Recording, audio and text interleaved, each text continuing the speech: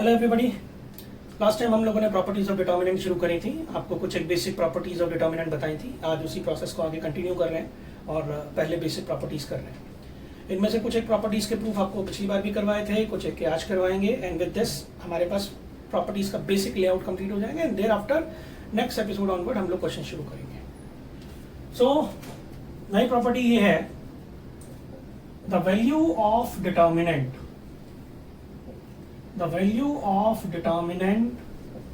is 0 if any two rows or columns are proportional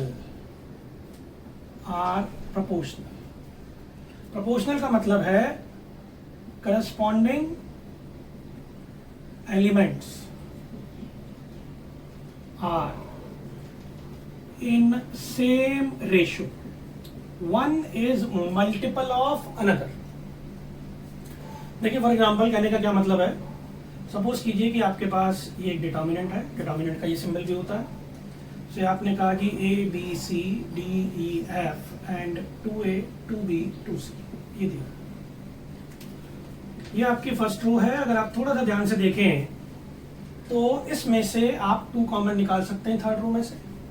अगर आपने 2 common निकाला, so this is A B C D E F again A B C and now they are identical. और identical का मतलब 0। So value of determinant is 0।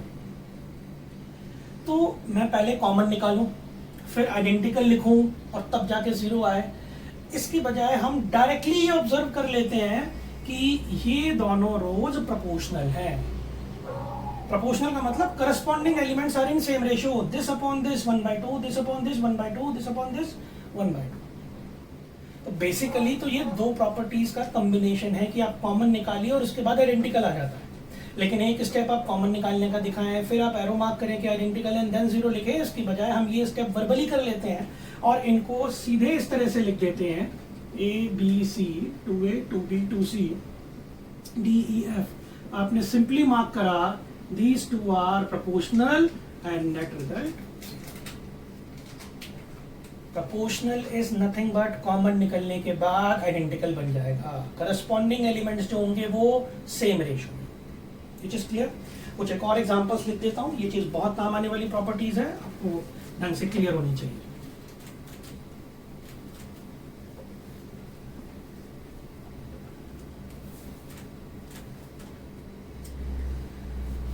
हाँ जी, और देखिए इससे रिलेटेड एग्जांपल। अभी हमने जैसे रो के एलिमेंट प्रोपोर्शनल लिए थे। सपोज कीजिए this is 2a 2b 2c, this is 3a 3b 3c and LMN ये दिया।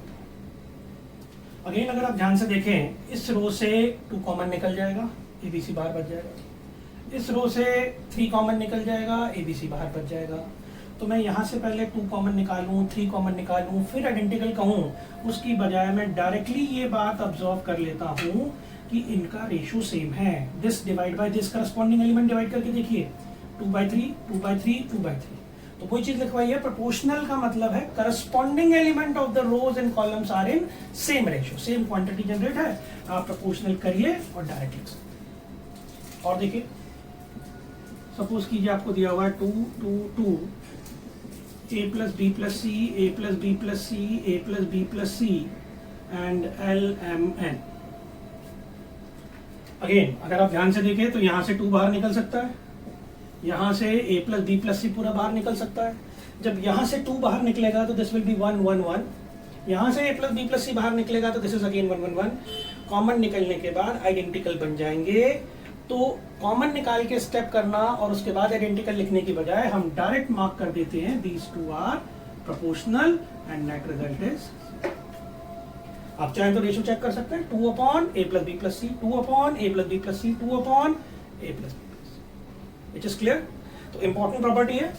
तो value of determinant is 0 if any 2 रोज। और ये जरूरी नहीं है कि ये जो रोज या कॉलम हो ये एडजेसेंट हो या दूर वाले ही हो। एडजेसेंट भी हो सकते हैं, कुछ भी। 2 रोज या दो कॉलम्स अगर प्रोपोर्शनल हैं, प्रोपोर्शनल का मतलब है उन रोज और कॉलम के करस्पॉन्डिंग एलिमेंट्स जो होंगे वो same ratio. It is clear? जहां भी जरूरत है उन प्रॉपर्टीज का हम प्रूव भी कर रहे हैं। अब जीरो वाले केस में एक और इंपॉर्टेंट प्रॉपर्टी है आपके पास। जीरो हमारे पास बेसिकली 4 केसेस में बनता है, जिसमें हम 3 केसेस ऑलरेडी डिस्कस कर चुके हैं। अब आगे वाला केस डिस्कस कर रहे हैं। The value of determinant is 0 if it is a 3x3 skew symmetric matrix। 3x3 determinant number होता है, स्क्यू सिमेट्रिक जो है वो मैट्रिक्स है। अगर एक मैट्रिक्स स्क्यू सिमेट्रिक है और मैं उसका डिटर्मिनेंट लेता हूं और वो खासकर 3x3 का है तो वैल्यू 0। ये 1 मार्कर के टाइम पर भी बताई थी आपको ये बताया था कि अगर skew symmetric matrix odd order का होगा 1x1, 3x3, 5x5 तो उसका डिटर्मिनेंट 0 होता है। हालांकि हमारे पास 5x5 या 7x7 का या 1x1 का कोई केस आएगा ही नहीं, इसलिए स्पेसिफिकली यहाँ 3x3 का वर्ड।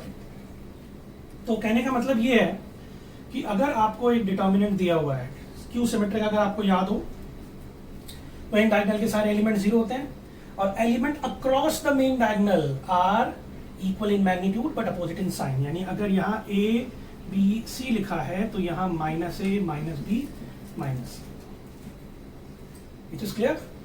मेन डायगोनल के सारे element 0, element across the main diagonal are equal in magnitude but opposite in sign. और वो होता था मैट्रिक्स, तो यहाँ ब्रैकेट लगता था। यहाँ मैं बात कर रहा हूँ डिटर्मिनेंट की, तो ब्रैकेट की बजाय ये बॉक्स लगाएं। It is clear? अब इसका डिटर्मिनेंट 0 होता है, ये डायरेक्ट रिजल्ट है। अगर आप पहचान लेते हैं कि स्क्यू सिमेट्रिक है, 3x3 का है, तो डायरेक्ट 0 लिख सकते हैं। इसका प्रूफ बता रहा हूं जरा कैसे। बहुत टाइम पहले सैंपल पेपर में पूछा हुआ है कि 3x3 का स्क्यू सिमेट्रिक मैट्रिक्स उन्होंने दे दिया, उन्होंने कहा प्रूफ डिटर्मिनेंट इज 0। 2 मार्क के वेटेज में क्वेश्चन पूछा हुआ है और बेशक ये प्रॉपर्टीज है, लेकिन अगर आपने प्रूफ नहीं देख रखा है तो आसानी से आप अपने आप प्रूफ कर नहीं सकते यूजिंग प्रॉपर्टीज ऑफ डिटर्मिनेंट। देखिए जरा, तो अगर सपोज कीजिए आपको ये दिया हुआ है तो आपने क्या करा, रो वाइज कॉमन निकाल लिया, -1 -1 -1। तो -1 क्यूब, ये 0 A B, this is -A 0 C, this is -B -C 0, this is -1 का क्यूब जो हो गया वो बेसिकली -1 हो गया आपके पास। अब अगर आप इस डिटर्मिनेंट को और इस डिटर्मिनेंट को ध्यान से देखें तो ये फर्स्ट रो है 0 -A -B, ये 0 -A -B, ये A0 -C, ये A0 -C, ये BC 0, ये BC 0। यानी जो चीज इस वाले डिटर्मिनेंट में रो में है वो ऑटोमेटिकली कॉलम में आ गई। रो का कॉलम में कन्वर्जन होना ट्रांसपोजिशन कहलाता है। तो ये वाली चीज जो है ये इस डिटर्मिनेंट का ट्रांसपोज है। तो आप इसको लिख सकते हैं this thing. It is clear? आप ये भी कह सकते थे कि अगर इसको मैंने डिटर्मिनेंट A माना, so this thing is minus of this thing A dash. आपको ये पता है कि determinant of A and transpose दोनों केसेस में डिटर्मिनेंट की वैल्यू सेम होती है, as we know. So determinant A is minus of determinant A। इस चीज की वैल्यू किसके बराबर हो गई? डिटर्मिनेंट A के बराबर। So determinant A plus determinant A is 0, twice of determinant A is 0, determinant A is 0। 3x3 का स्क्यू सिमेट्रिक मैट्रिक्स का डिटर्मिनेंट हमेशा 0 होता है। अगर कहीं 1 मार्कर है, प्रूविंग की रिक्वायरमेंट नहीं है, डायरेक्ट रिजल्ट अप्लाई करा जा सकता है। अगर कुछ प्रूव करने के लिए कहा हुआ है तो प्रूविंग का तरीका ये है कि तीनों रो से या तीनों कॉलम से किसी भी एक चीज से माइनस साइन कॉमन निकालिए, जो बाकी चीज होगी वो ऑटोमेटिकली मेन डिटर्मिनेंट का ट्रांसपोज बन जाएगी। ट्रांसपोज और मेन मैट्रिक्स दोनों के डिटर्मिनेंट्स बराबर होते हैं। आपके पास ऐसा एक ही नंबर है जिसका पॉजिटिव और नेगेटिव बराबर हो, and that is 0। It is clear? Proof के पॉइंट ऑफ व्यू से ये चीज काम की है। It is clear? Skew symmetric एक दो और एग्जांपल लिख रहा हूँ कि कई बार देखने में आप कैसे पहचानेंगे कि ये स्क्यू सिमेट्रिक है, तो उसमें इशू ना आए कुछ। ये प्रॉपर्टीज वैसे अगर वन मार्कर में आती डायरेक्ट तो हम स्ट्रेट फॉरवर्ड अप्लाई कर सकते थे। देखिए जरा आगे कुछ केसेस लिख रहा हूं जिसमें स्क्यू सिमेट्रिक आपको ध्यान से पहचान में आना चाहिए।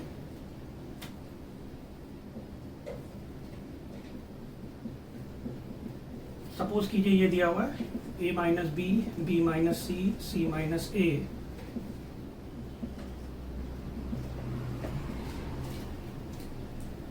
This is 3/3 skew symmetric matrix का डिटर्मिनेंट है।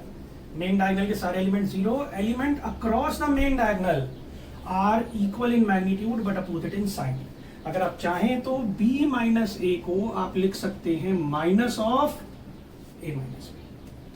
माइनस कॉमन निकालेंगे, इंटरचेंज हो जाएगा। देखिए यहां से माइनस बाहर निकाला, minus b plus a, positive चीज पहले, नेगेटिव चीज, तो ये न्यूमेरिकली इक्वल है बट अपोजिट साइन के। सेम चीज यहां पर b minus c, c minus b, same चीज यहां पर है c minus a and this is 3/3 skew symmetric matrix. So determinant is, आप डायरेक्ट रिजल्ट लिख सकते हैं क्योंकि यहाँ प्रूविंग की कोई रिक्वायरमेंट नहीं। इनकेस प्रूव करना है दो तरीके हैं, या तो माइनस कॉमन निकाल के जैसे भी हमने करके दिखाया, या दूसरा आप सीधा उठाइए और उसे नॉर्मल प्रोसीजर से एक्सपेक्ट करें। It is clear? So the value of determinant is 0 if it is a 3/3 skew symmetric matrix. तो अब काम की चीज क्या हुई कि 0 वाला रिजल्ट आपके पास 4 केसेस में है। किसी एक रो या कॉलम में सारे एलिमेंट 0 हो तब डिटर्मिनेंट 0 होता है। कोई दो रोज या दो कॉलम आइडेंटिकल हो तब 0 होता है। कोई दो रोज या दो कॉलम प्रोपोर्शनल हो तब 0 होता है। या 3/3 का skew symmetric matrix. 4 cases. All element in any one row और column are 0, any two rows are identical और प्रोपोर्शनल तब 0 होता है, और 3/3 का skew symmetric matrix. Which is clear? अब आगे देखिए जरा, प्रॉपर्टीज बहुत काम की हैं, आपको अच्छे से क्लियर होनी चाहिए। इनके बिना हम आगे काम नहीं कर पाएंगे और हर बार हमें प्रूफ की जरूरत नहीं पड़ेगी, तो आपको प्रॉपर्टीज बाय हार्ट याद होनी चाहिए। प्रूविंग सिर्फ इसलिए बताइए कि इनकेस अगर आपको कोई दिक्कत हो तो उसे समझने में आपको प्रॉब्लम ना आए। हाँ जी, आगे प्रॉपर्टीज है आपके पास कि डिटर्मिनेंट में अगर सपोज कीजिए आपके पास एक डिटर्मिनेंट दिया हुआ है ABCDEFGHI।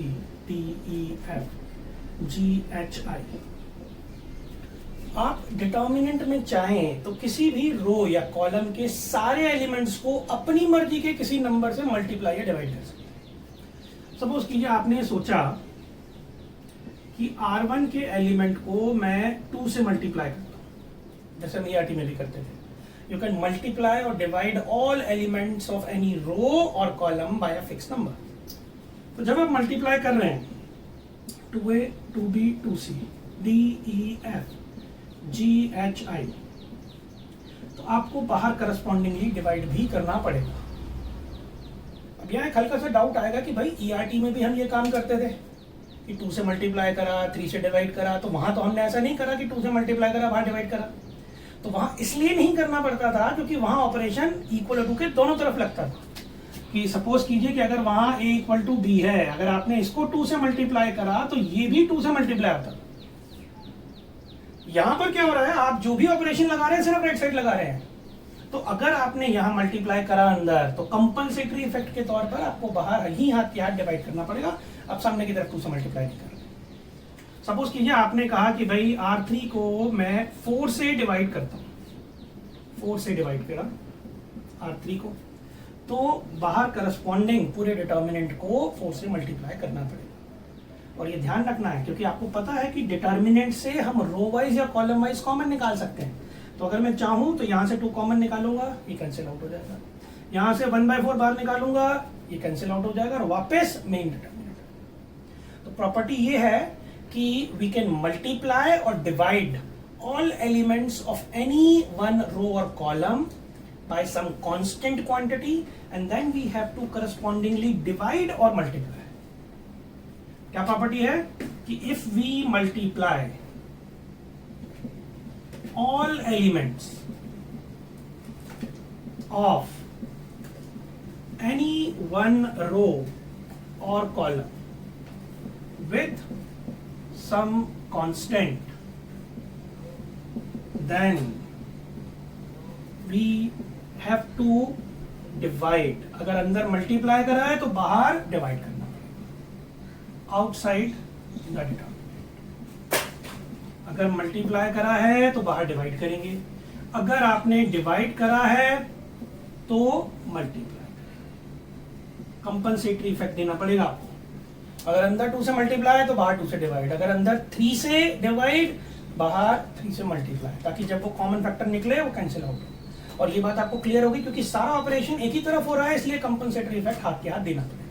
ये बिल्कुल वही चीज है कि जैसे हमने कहा कि a इक्वल टू अगर b है तो मैंने अगर ऊपर 2 से मल्टीप्लाई करा तो नीचे 2 से डिवाइड करना पड़ेगा ताकि इक्वलिटी का साइन मेंटेन रहे. Basic mathematics. It is clear. तो अगर आपने किसी भी रो या कॉलम के एलिमेंट को किसी फिक्स नंबर से मल्टीप्लाई करा या डिवाइड करा तो आपको बाहर कंपनसेटरी इफेक्ट देना है. और एक बात ध्यान रखनी है कि ऐसा कभी नहीं होता है कि आप ये सोचें कि किसी रो में आपने कोई फिक्स नंबर ऐड कर दिया या फिक्स नंबर सब्ट्रैक्ट कर दिया या स्क्वायर वगैरह कर दिया. ऐसी कोई प्रॉपर्टी नहीं है, ना ये ERT के टाइम पर थी ना ये डिटर्मिनेंट के टाइम पर है. आप रो के एलिमेंट को किसी नंबर से मल्टीप्लाई कर सकते हैं, डिवाइड कर सकते हैं बाहर कंपनसेटरी इफेक्ट देकर, लेकिन ऐसा कभी नहीं होगा कि आपने कहा जी सारे एलिमेंट्स में 5 5 ऐड कर दिया और बाहर एक बड़ा सा 5 माइनस कर दिया या सबका स्क्वायर कर दिया बाहर उनका स्क्वायर रूट ले दिया. ऐसा नहीं होगा. It is clear. अगली प्रॉपर्टी देखिए जरा. प्रॉपर्टीज का डेरिवेशन और इलेबोरेशन आपके साथ इसलिए कर रहे हैं क्योंकि क्वेश्चन में इनका बहुत यूज है. आपको स्पेसिफिकली प्रॉपर्टी मेंशन नहीं करनी पड़ती है, डायरेक्ट अप्लाई करनी पड़ती है. और जब तक बहुत अच्छी अंडरस्टैंडिंग नहीं होगी आप ये चीज कर नहीं पाएंगे. हाँ जी. अब नेक्स्ट प्रॉपर्टी है आपके पास स्प्लिटिंग वाली प्रॉपर्टी है. बहुत काम की चीज है, कई बार क्वेश्चंस में काम आती है, खासकर जब डिटर्मिनेंट बड़ा. तो स्प्लिटिंग वाले केसेस में क्या करा जाता है. सपोज करो आपके पास डिटर्मिनेंट है. डिटर्मिनेंट के लिए परेशान होने की जरूरत नहीं है, आपको पहले भी बताया हुआ है. आप ये भी लिख सकते हैं, आप ये भी लिख सकते हैं, आप ये भी लिख सकते हैं, आप डेल्टा या डेल्टा ए इस तरह से कोई भी सिंबल बना सकते हैं. That is one in same thing. Suppose कीजिए आपको दिया हुआ है a plus B C plus D E plus f ji H I L M n. This is 4 5 6. ये दिया हुआ है. अब स्प्लिटिंग वाले में क्या है कि अगर ये डिटर्मिनेंट है, कोई रो या कॉलम, जैसे यहाँ पर कॉलम दिख रहा है, is expressible in terms of sum of 2 quantities. सारे एलिमेंट सम ऑफ 2 क्वांटिटीज हैं या 3 क्वांटिटीज हैं तो आप उन्हें स्प्लिट कर सकते हैं. स्प्लिट कैसे? A C E G H I L plus 4 M plus 5 N plus 6 plus B D F ji H I. This is M plus 5 N plus 6. It is clear. तो हमने फर्स्ट कॉलम को split कर दिया. Eight a time सिर्फ एक column split हो रहा है, एक कॉलम या एक रो. अब अगर मुझे दोबारा स्प्लिट करना है तो मैं इसको फर्दर स्प्लिट कर सकता हूं. यानी कि A C E G H I L M N and A C E G H I 4 5 6 plus B D F ji H I L M N plus B D F ji H I 4 5 6. ये जिसमें only one row और column splitting at a time. सिर्फ एक रो या column की splitting at a time होगी. ये बात बहुत अच्छे से क्लियर होनी चाहिए. किस रो या किस कॉलम की करते हैं ये आपकी मर्जी है. जैसे यहाँ पर था 2 कॉलम्स थे ऐसे जो सम के तौर पे लिखे हुए थे. आपने सोचा मुझे C1 स्प्लिट करना है, हो सकता है वो दूसरे सोचता कि नहीं मैं पहले C3 स्प्लिट करूंगा, आप उसके हिसाब से स्प्लिट कर सकते हैं. अच्छा, ऐसा भी जरूरी नहीं होता कि हमेशा जब आप स्प्लिटिंग करें तो स्प्लिटिंग इतनी स्मूथ हो कि आपके पास हमेशा 2 पार्ट में ही तोड़ना है. स्प्लिटिंग आप मल्टीपल पार्ट्स में कर सकते हैं. मल्टीपल पार्ट्स का क्या मतलब है कि जरूरी नहीं कि आपके जो एलिमेंट हो हमेशा सम ऑफ 2 एलिमेंट्स के तौर पर ही हो. वो हो सकता है कि मल्टीपल एलिमेंट्स के तौर पर लिखे हुए हो, तो देखिए उस केस में हम कैसे स्प्लिटिंग करेंगे। फॉर एग्जाम्पल आपको जैसे क्वेश्चन दिया हुआ है, से a plus b minus c d plus e plus f g plus h minus i L M n p q r, ये दिया हुआ। आपने कहा जी मुझे इसको स्प्लिट करना है, इसके आप 3 टुकड़े कर सकते हैं। कैसे? A d g then l M n p q r plus b e h l M n p q r and minus c plus f minus i L M n p q, ये 3 टुकड़े कर सकते हैं। Suppose कीजिए आपके दिमाग में आता है कि भाई बीच में हमेशा प्लस ही आएगा, वो डिपेंड करता है। जैसे जो थर्ड साइन था ये माइनस प्लस माइनस था, मैंने अंदर लिख दिया। इन केस अगर बाई चांस ये तीनों क्वांटिटीज नेगेटिव होती तो यहां पर भी एक माइनस का साइन आता। अब अगर यहां माइनस आता तो मैं चाहता तो उस माइनस साइन को इस कॉलम से कॉमन निकाल सकता था, तो मैं डायरेक्ट इस चीज को ऐसे लिख सकता था, एक कॉलम ये, दूसरा कॉलम ये, और तीसरे में सारे नेगेटिव है इसलिए उस नेगेटिव को बाहर लिखते। अगर मिक्स एंड मैच होता तो यहां प्लस ही लिखते और जो भी प्लस माइनस था उधर लिखा। अच्छा, एक छोटा सा डाउट और आता है कई बार कि क्या ये कंपलसरी है कि जब मैं स्प्लिटिंग करूंगा तो पहले कॉलम की एंट्रीज पहले कॉलम में ही जाएंगी, इधर जो एक के नीचे एक लिखी हुई है? ऐसा बिल्कुल जरूरी नहीं है, आपकी मर्जी है। जब आप इसे स्प्लिट कर रहे हैं तो आप ऐसे कर सकते थे कि जैसे फर्स्ट को तोड़ना है, आपने 3 पार्ट में तोड़ना है, तो आपने सोचा कि किसी में एक में, फर्स्ट वाले में मैंने ये वाली एंट्री लिखी, ये वाली एंट्री लिखी और ये वाली एंट्री। सेकेंड वाले में मैंने ये वाली एंट्रीज लिख दी, B minus F and H, और जो बची कुची एंट्रीज हैं वो थर्ड। तो ये काम मैं कर सकता हूं, ऐसा कोई रिस्ट्रिक्शन नहीं है कि मुझे पहली वाली जो एंट्रीज है वो पहले वाले में जाएंगे, दूसरी वाली दूसरे में, तीसरी वाली तीसरे में, ऐसा कोई रिस्ट्रिक्शन नहीं है। लेकिन नॉर्मली हमें इस प्रोसीजर की जरूरत नहीं पड़ती है, इसलिए हम उसे यूज नहीं करते। हमें इतना जगलिंग करने की रिक्वायरमेंट नहीं होती कि इसका फर्स्ट, उसका थर्ड, उसका सेकंड, अनलेस अभी कोई स्पेसिफिक पर्पस नहीं। It is clear? तो 99.99% ये जो पहले वाले एलिमेंट है पहले में जाएंगे, दूसरे वाले दूसरे में, तीसरे वाले तीसरे में। इसलिए नहीं कि मैथमेटिकली हम उसको जगल नहीं कर सकते, लेकिन उसकी रिक्वायरमेंट नहीं पड़ती। It is clear?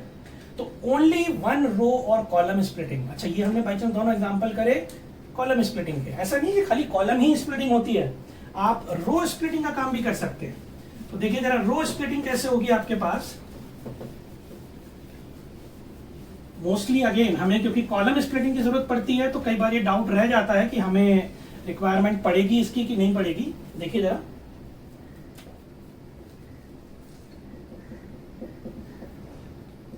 A plus B C plus D E plus F 1 2 3 9 8 4, ये है फर्स्ट रो की आप स्प्लिटिंग कर सकते हैं। This is A19 C28 E34 plus B19 D28 F3, ये स्प्लिट कर दिया। स्प्लिट अलोंग R1, 2 टुकड़े कर सकते हैं। अगर 3 में एक्सप्रेसिबल होता 3 टुकड़े कर सकते थे। साइन कन्वेंशन होगा तो वो भी आपको क्लियर हो गया। स्प्लिटिंग वाला कॉन्सेप्ट क्लियर। स्प्लिटिंग के बाद अब एक और प्रॉपर्टी है जो बहुत काम की प्रॉपर्टी है, जिसके बिना properties of determinant specifically exercise 4.2 में आमतौर पे कोई क्वेश्चन नहीं होता, वो चीज़ समझ ली है। उनसे पहले हमने जितनी भी प्रॉपर्टीज बताई वो सब एक तरीके से उसके लिए फाउंडेशन स्टोन का काम करेंगे। तो देखिए जरा कैसे करेंगे। ये जो अगली प्रॉपर्टीज आ गई, ये सारी प्रॉपर्टीज जो हैं ये हम ERT के टाइम पर भी यूज कर चुके हैं। बस ये था कि ERT के टाइम पर हम 3 प्रॉपर्टीज का बेस लेके चल रहे थे और एट ए टाइम एक ही टाइप की प्रॉपर्टीज लगती थी, या तो रो स्प्लिटिंग या कॉलम वाला मामला। यहाँ पर मिक्स एंड मैच चल सकता है। ERT और उसमें यही डिफरेंस है कि वहाँ आपके पास सिर्फ 3 प्रॉपर्टीज थी, इंटरचेंजिंग, मल्टीप्लाई डिवाइड वाली, और किसी एक रो या कॉलम में दूसरे रो या कॉलम का मल्टीपल, और पूरा क्वेश्चन एट ए टाइम या तो रो से होता था या कॉलम। यहाँ उसके अलावा भी प्रॉपर्टीज हैं, और ये रिस्ट्रिक्शन नहीं है कि आप पूरा क्वेश्चन आप रो से करेंगे कि कॉलम से, आप मिक्स एंड मैच कर सकते हैं जैसे आपको कंफर्टेबल लगे। तो अगली प्रॉपर्टी है द वैल्यू ऑफ डिटर्मिनेंट। बहुत काम की प्रॉपर्टी है, ध्यान से समझिए। The value of determinant remains same if we add और subtract any multiple of any one row or column to another row or column. If we add or subtract any multiple of any one row or column to another row or column, देखिए A B C D E F G H I, determinant क्योंकि number को represent करता है, या pre post का कोई चक्कर नहीं है। ये आपने प्रॉपर्टी लगाई, सपोज कीजिए R1 goes to R1 minus 2 times of R3। R1 में से आपने 2 टाइम्स ऑफ R3 माइनस करना है, इसको 2 से मल्टीप्लाई एंड देन माइनस। तो A minus 2G, B minus 2H, C minus 2I, D E F G H I, ये, और ये वापस उसी डिटर्मिनेंट के बराबर है। It is clear? इसको 2 से मल्टीप्लाई करके इसमें सब्ट्रैक्ट कर दिया। अब एक छोटा सा डाउट आएगा कि अभी हमने एक प्रॉपर्टी करी थी इससे पहले कि अगर आप किसी रो या कॉलम के एलिमेंट को किसी नंबर से मल्टीप्लाई करते हैं तो बाहर डिवाइड करना पड़ेगा। तो यहाँ मैंने R3 को मल्टीप्लाई करा लेकिन बाहर डिवाइड नहीं करा। तो क्यों नहीं करा? बिकॉज R3 इंटेक्ट रही है, पहले भी GH आई थी, अभी भी GH आई है, ये 2 से मल्टीप्लाई नहीं हुई। अगर यहाँ 2G 2H 2I होता तो बाहर डेफिनेटली डिवाइड करना पड़ता। ये सिर्फ इसका इफेक्ट लिया है, इसका 2 टाइम्स दूसरे में से माइनस कर रहा है। जैसे हम कहते हैं कि A जो है B के डबल से भी 10 ज्यादा है। This is sort of comparison. A B के डबल से भी 10 ज्यादा है, तो इसका मतलब ये नहीं है कि B को एक्चुअली में मैं डबल कर रहा हूं, सिर्फ उसका इफेक्ट ले रहे हैं। B का अपना मटेरियल अपना वेट है, A का अपना मटेरियल अपना वेट है, जस्ट कंपैरिजन के तौर पे हमने कह दिया कि इसका डबल से भी 10 ज्यादा है या ट्रिपल से 5 कम है। वही चीज यहां पर है कि मैं इसके डबल को सब्ट्रैक्ट कर रहा हूं, एक्चुअली मैं इसको डबल नहीं कर रहा। ये अभी भी, पहले भी GHI था, अभी भी GHI। आप एक से ज्यादा प्रॉपर्टी भी एक स्टेप पर लगा सकते हैं। जैसे अभी आपने R3 की हेल्प से R1 को चेंज करा, आप चाहते तो इसी स्टेप पर R2 में भी चेंज कर सकते थे। R2 प्लस से 4 टाइम्स ऑफ R3, इसका 4 टाइम्स ऐड कर दिया।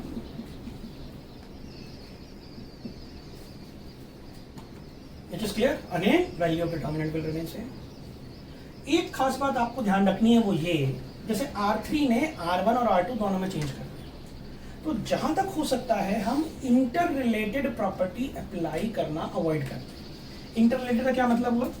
जैसे R1 में आपने लिखा R1 minus 2 times of R3, R1 में चेंज हो रहा है, कौन चेंज कर रहा है? R3 चेंज कर रहा है। तो उसी स्टेप पर आप ना तो R1 में कोई और चेंज करेंगे, ना R3 में कोई चेंज करेंगे। मतलब आप R2 में तो चेंज कर सकते हैं विद द हेल्प ऑफ से R3, ये तो अलाउड है। लेकिन अगर आप सोचें कि R3 goes to R3 plus R2 उसी स्टेप पर, तो ये गलत नहीं है, लेकिन ये अवॉइड करना चाहिए। सेम स्टेप पे, अगले स्टेप पर आप करें, कोई दिक्कत नहीं है। Inter related property same step पर अवॉइड करनी है। जैसे इसमें R1 और R3 इन्वॉल्व हैं, तो उसी स्टेप पर R3 में चेंज नहीं होना चाहिए और R1 में चेंज नहीं होना चाहिए। ये हो सकता है कि R3 जाके बाकी दोनों में चेंज कर दे, जैसे यहां पर था R1 में चेंज हो रहा था, R3 चेंज करने वाला था, यहां भी R3 चेंज करने वाला और R2 में चेंज हो रहा है। ऐसा नहीं है कि जिस स्टेप पर R1 में चेंज हो रहा है कोई दूसरा भी ऑपरेशन उसमें लग रहा हो, या R3 चेंज करने वाला है उसी स्टेप पे R3 में भी चेंज हो रहा है। एक रो बाकी दो में ऑपरेशन लगा सकती है। Inter related operations same step पर अवॉइड करने हैं। Which is clear? समझ में आ गई बात? तो ये इंपॉर्टेंट प्रॉपर्टी थी डिटर्मिनेंट की। अब तक हमने काफी प्रॉपर्टीज कर ली हैं। अब कुछ एक स्पेसिफिक चीजें जो नॉर्मल कैलकुलेशंस में काम आती हैं वो जरा मैं रिपीट कर रहा हूँ। ये चीज शॉर्ट कैलकुलेशन के पॉइंट ऑफ व्यू से बहुत यूजफुल है कि आपको डिटर्मिनेंट की कैलकुलेशन करनी है और बहुत फास्टली कैलकुलेशन करनी है, तो उस टाइम ये चीज बहुत काम आती है। और ये एक तरीके से शॉर्टकट ट्रिक्स हैं क्वेश्चन करने की। देखिए जरा, डिटर्मिनेंट कैलकुलेट करने में ये बहुत हेल्प करेंगे। उसके बाद हम जस्ट एक समराइजेशन देंगे प्रॉपर्टीज का। देखिए जरा, ये शॉर्टकट्स हैं। सपोज कीजिए आपके पास एक डिटर्मिनेंट है ए बी सी।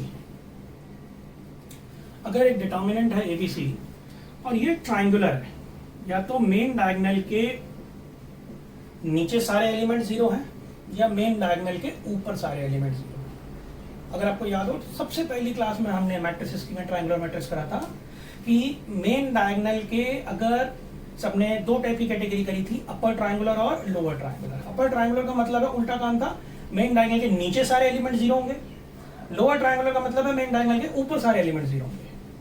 तो हिसाब ये था प्रोसीजर इसके अंदर कि अगर आपके पास कोई ट्राइंगुलर मैट्रिक्स है, आप सिंपल से ध्यान रख लीजिए मेन डायगोनल के नीचे या ऊपर, चाहे किसी भी टाइप का ट्राइंगुलर मैट्रिक्स हो, और मुझे अगर इसका डिटर्मिनेंट निकालना है तो सीधा प्रोडक्ट ऑफ डायगोनल एलिमेंट, मेहनत करने की जरूरत नहीं है। सपोज कीजिए अगर आपको कहा गया दिस इज 1 2 3 4 5 6 0 0 0 और मुझे इसका डिटर्मिनेंट निकालना है, तो मेहनत की जरूरत नहीं है, सीधा सीधा डायगोनल एलिमेंट का प्रोडक्ट दिस इज 24।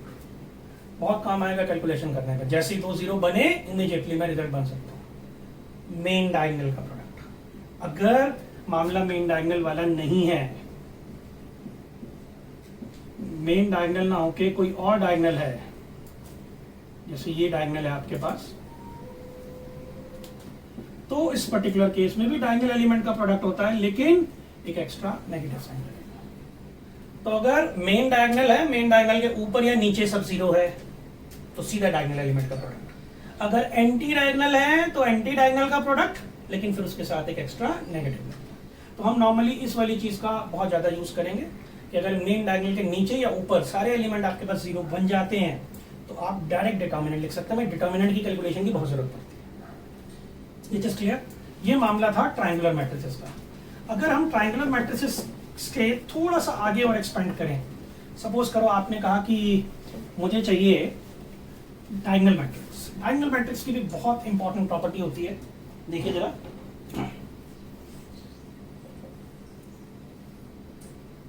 सपोज कीजिए एक डायगोनल मैट्रिक्स है आपके पास से ए बी सी।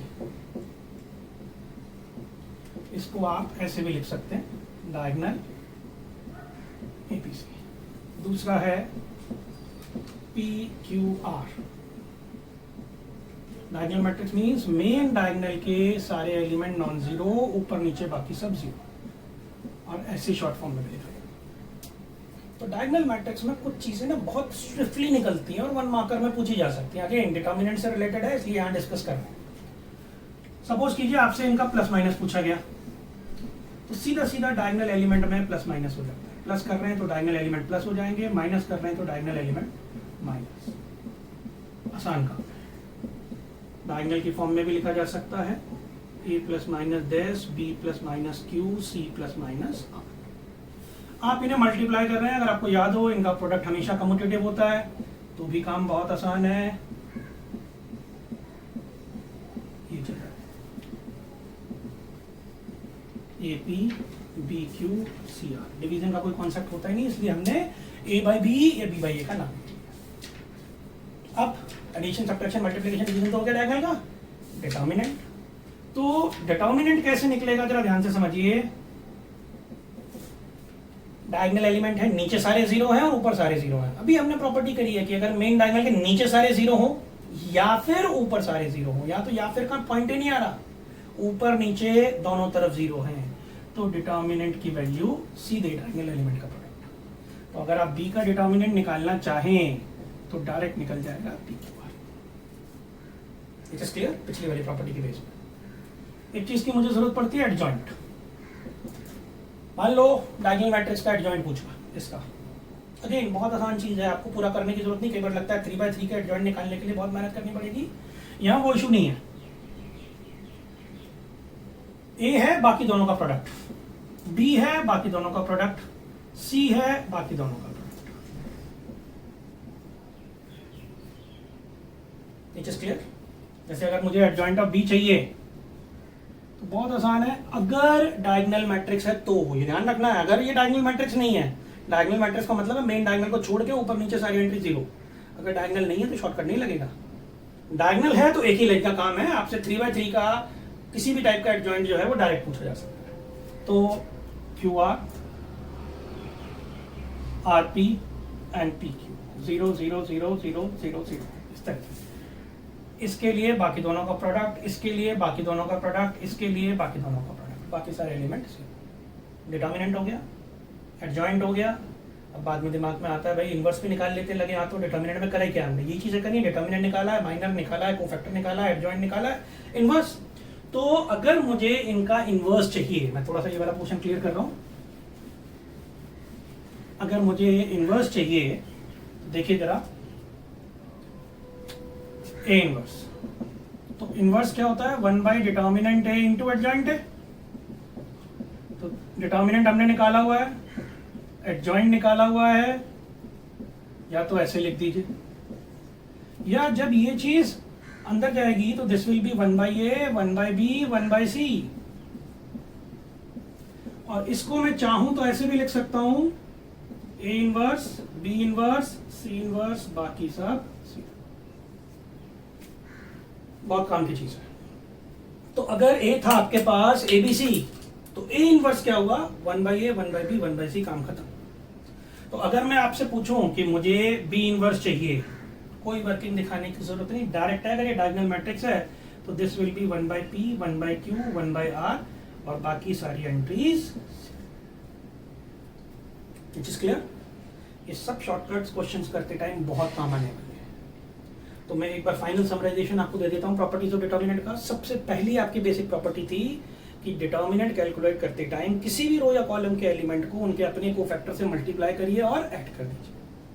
अगर एलिमेंट आपने किसी एक रो के उठाए, कोफैक्टर किसी दूसरी रो के उठाए, तो नेट रिजल्ट 0 आएगा। आप कभी भी 2 रोज या 2 कॉलम को इंटरचेंज करते हैं, बाहर एक नेगेटिव साइन लगेगा।